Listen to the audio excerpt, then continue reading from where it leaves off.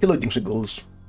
When it comes to ecological horror about nature and how humans are going to bring ecological disaster, you probably think of some authors, but you never think of Guy and Smith. Today I'm going to talk about two books by Guy and Smith, this one, and the other one is Locusts, which I only have in the Greek cover, which is an H.R. Geiger painting, and they're both ecological horror novels set in the Wales and they feature bugs. Abomination is kind of Guy and Smith. The guy became famous for his crabs books. When radiation creates some huge man-eating crabs that attack the civilized world, and the civilized world has to fight back. And so he follows this idea with this one, Abomination. It is prefaced with the author has been opposed to the use of chemicals on the land for many years, and there is an increasing public awareness of their danger to the environment. This book is a work of fiction. Let us hope that it never becomes fact. So yeah, you're basically having Guy and Smith, the most, I won't say mediocre. I think that he's the kind of author you think about when you get to British Nasties. He is not great. He's not as good as Richard Layman or Graham Masterton, and they're not great to begin with, alright? But at the same time, he's not as big of a hack like somebody like Sean Hudson. He's competent as a writer, and he's lazy, and he knows that he's writing fun books about people dying. And this book is that. So the main idea is we have this little Welsh village. There is a factory that is having experiments there, and it's creating some sort of pesticide which is supposed to make insects bigger until they burst. But something goes wrong with this pesticide, and now we get swarms of huge insects attacking everybody and killing people. And there's a lot of killing, a lot of blood and gore, and insects attacking people and covering them and killing them. There is some crazy parts, like we have this Israel, kind of an old maid character who has an orgasm as insects crawl inside her. We're talking this kind of book. And a lot of crimes happening, and we have the main character, of course, this farmer who is opposed to pesticides and is only using organic means of farming, who's trying to, make sense out of the situation.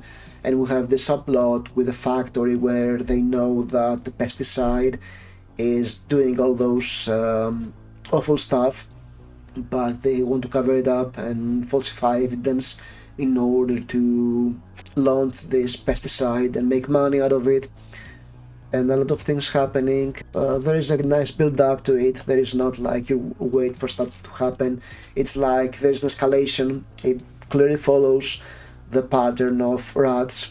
There is even the obligatory school chapter that reminds me of Rats, and it's not a bad book, it's not a great book, it's just what it is. It's an animal attack book about giant insects terrorizing a small village in Wales. All fun with that, I had fun, it was not trying to be something else.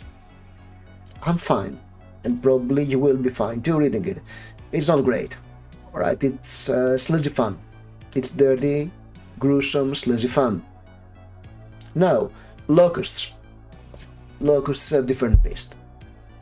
It tries to be a serious book, and it's written by Guy and Smith. We have this story of city dwellers who decide to move to Wales and get a farmhouse there and become one with the land.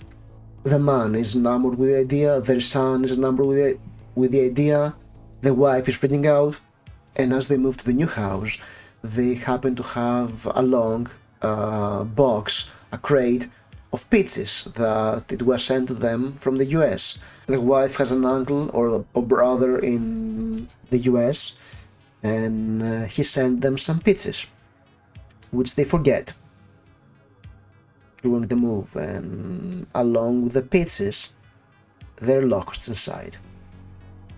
And not only there are locusts, but the summer is very warm. Which also happens in this book. It's a record hot summer that time too, and that's, yes, you're in the UK and it's hot. That's a horror story already. As they forget the pitches, the locusts grow and they start to form swarms, and they move around the countryside, and they're encountering people, and those people die in freak accidents because of the swarm. They're not like bloodthirsty locusts who attack people to kill them, like an Abomination. No, they're normal locusts who are just eating stuff and attacking people, and people die of freak accidents. And as the summer is very hot, they multiply, and soon they become an environmental hazard. And that's the story, that's pretty much the story. And Guy Smith, of course, has this parts here and there of, there is this couple next door to our protagonist where the wife is dissatisfied and she wants to fuck the husband. And she's in the horses too. Not like she's riding the horse, not the horse riding her. It's not this kind of a book, alright? And there are locusts out there, and some side characters dying from freak accidents because of the locusts, and a lot of stuff, and that book was not fun. It was trying to be realistic and maybe a bit serious. And Guy Smith is not the kind of an author. He is a hack. He is writing some crazy out there sleazy horror books, and I don't think he's equipped to go into a serious story. So that book was not as much fun. This one was okay. It was not as balls out crazy as one of the Crab's book I've read, or Death Bell. Death Bell was a lot of fun. It was supernatural horror. Guy Smith is Guy Smith. He's not the best author in this era or scene or genre, but he's reliable. And when it comes to Locusts, I think that his reliability is just not there. It's like he's shooting way higher that he can do, and it's not working as he is expecting. So yeah, that was my 2-in-1 review for those two books, who are very similar in concept, but they take different roles, and you see why one is working, why the other is not.